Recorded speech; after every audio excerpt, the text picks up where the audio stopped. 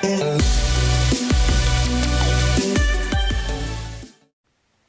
guys, so continuing with our Zuru X-Shot Blaster reviews, we are moving on to the Max Attack. Now the Max Attack is long, clearly stylized after a sniper, looks great just like the Hurricane. I do want to point out that I'm not totally crazy. This is them calling the clip release a safety button. I have no idea why they're doing that, but that's not correct. They're also calling this a dart clip port, which should be down here. This is just a window for viewing into your darts. So, blaster itself is still in here. Let's liberate it and talk about it a little bit more, but it is claiming ranges of up to 55 feet. Hopefully it accomplishes those. The Hurricane before it accomplished those, but it was doing so in a very inconsistent fashion. Hopefully this is a little bit better.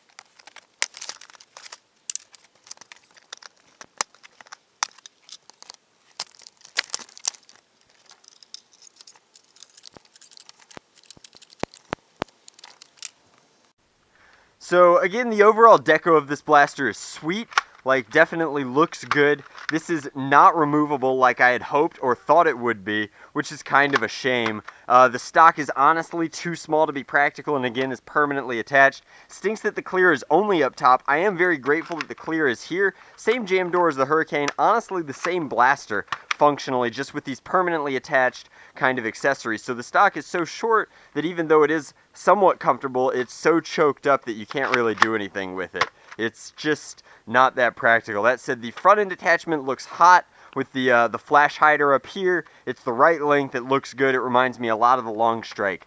But we've got to test it for performance. Definitely not in-strike compatible. We've already determined that in our Hurricane video, but these are just a hair shorter, as are the darts. Let's go ahead and fire for distance, see if we can't get those sweet 55-foot ranges. So flat shots are certainly not 55 foot. They're about 25 to 30, and let's try some angled ones. So it just locked up on me a little bit, probably something between the dart tooth mechanism and the trigger. Maybe I'm firing through it too fast. I can't seem to get 55 shots out of it at all, which is kind of a shame.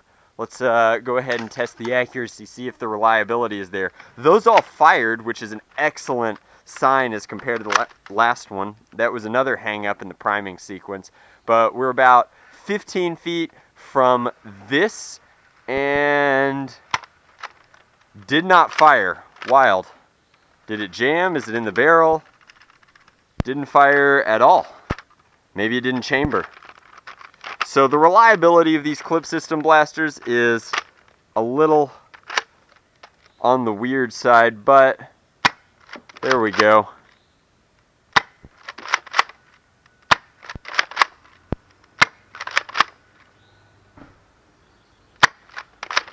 I can't hit anything from this distance.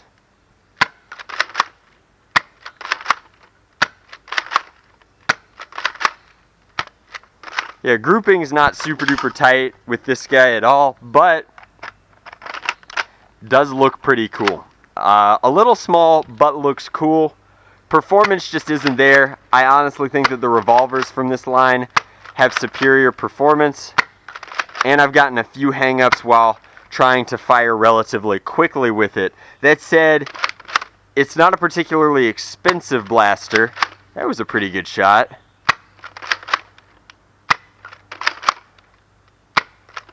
Yikes. Overall impression, not the best blaster. Similar to the Hurricane, I'm not digging these clip system blasters from Zuru. I just don't think that they're anywhere as efficient or cool as the standard, which is of course the in-strike system. That said, alright, it is finally empty. They are cheap, they do look pretty good. The attachments on this one certainly aren't bad, they're just small on the back end and kind of flimsy, but that's sort of the nature of this plastic. It's sort of creaky, kind of wild in that way, but my overall impression is that the blaster is like, if we had to put a number on it, 5 out of 10. It does most of what it's trying to. It's getting reasonably consistent performance. It's much better than the Hurricane, and it looks a little bit cooler. That's it. Thanks for watching. Hopefully you enjoyed. If you want to pick one of these up, I'll see if I can find them on Amazon and link it below, but I mean, we already know that I have other preferences, so you do you.